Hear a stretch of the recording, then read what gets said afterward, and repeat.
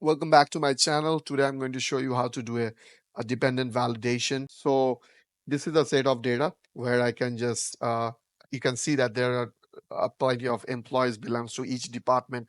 Like management, we have 4 employees. Like human resource, we have a couple of employees here as well. And research and development, we have 3 employees. Now, what we want to achieve here. So what is a dependent validation? Like if you have a primary validation, based on this primary validation, your secondary validation will also get changed.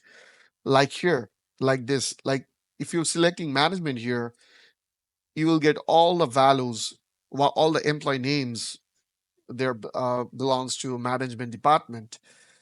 So if you're changing it to other department like human resource, your validation list also get changed validation process. So you don't need to, manually change each of a time and go to the particular array and you need to select all the employees names whenever it gets changed.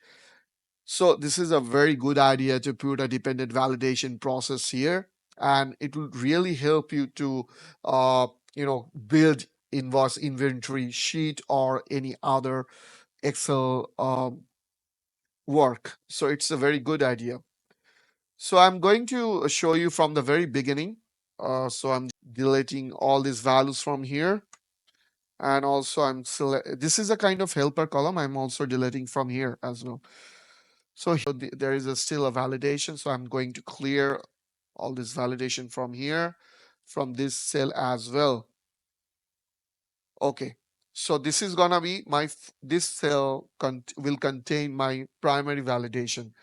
So to put any validation, you need to go to this data tab and you need to select the data validation and you need to change the any value to list. After that, you need to select the whole range or array. Like this I'm selecting, and you simple, you can click on OK or you can also hit on enter button. So like this way we'll get all the values.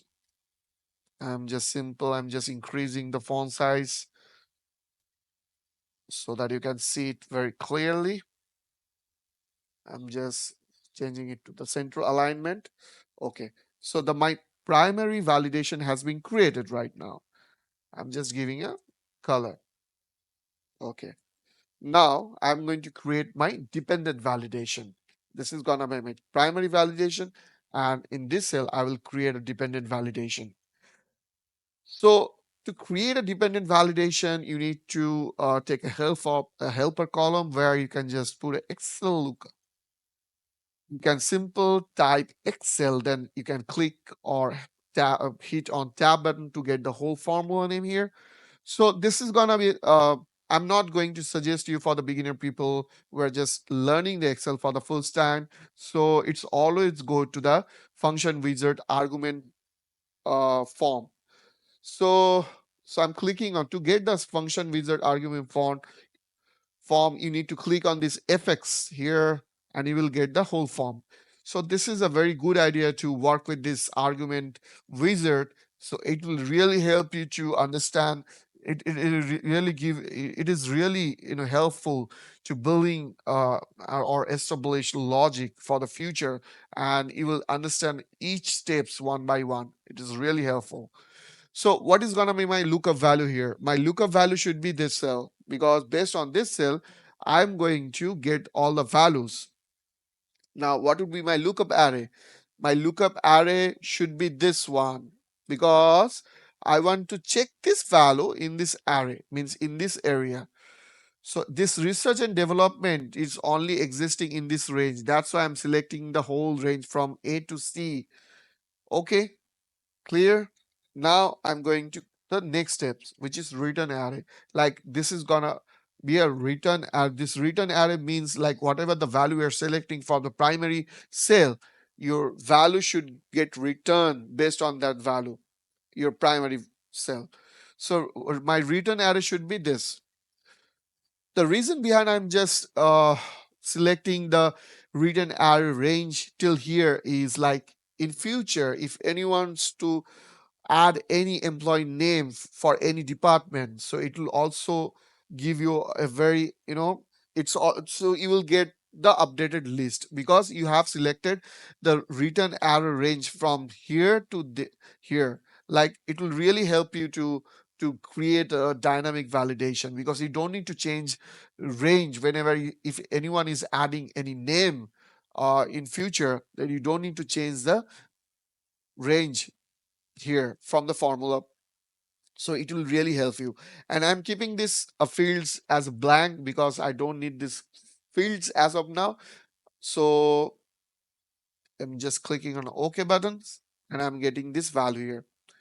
See, I'm getting a lot of zeros. Why I'm getting a lot of zeros here? Because simple, because if you selecting this human resource, you will get 2 0 here because there are 2 rows are blank here.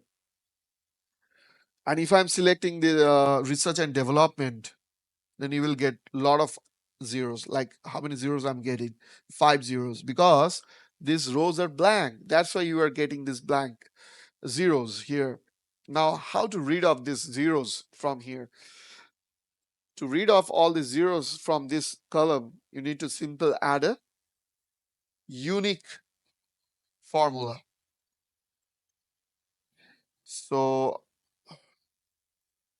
simple, you need to click on this function wizard, and I'm just giving true exactly once as a true. Okay, so by this you will see, after clicking on this OK button, you will get rid of all these zeros from here. Whoops, this is magic. Wow, wonderful.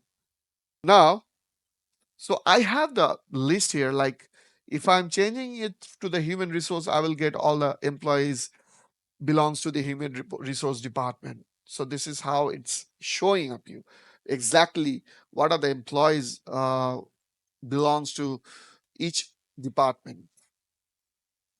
So now what I'm going to do is I need to create a simple validation.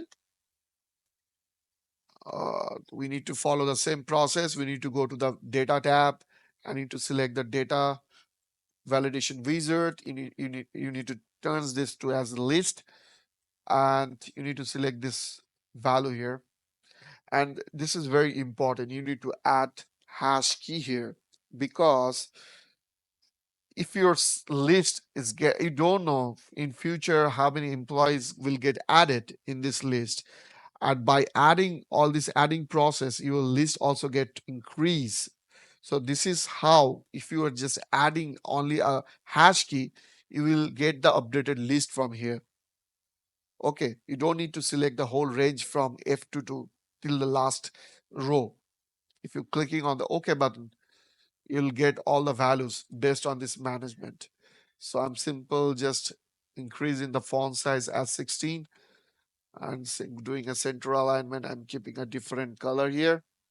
So I'm getting a different name here. So if I'm changing to human resource, my list of the name also get changed. This is wonderful. So this is how we can create a dependent validation. You can also call it as a dynamic, because there are some process where dynamic validation is also involved, because you don't need to change the return array range manually, because you have already selected the range from here to here.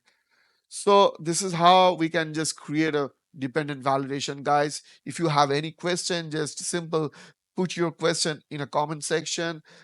Subscribe this channel for more video like this channel, and share it for your to your friends, so that this tutorial can learn, anyone can learn this tutorial, or the things, Excel things. So like this channel. Bye.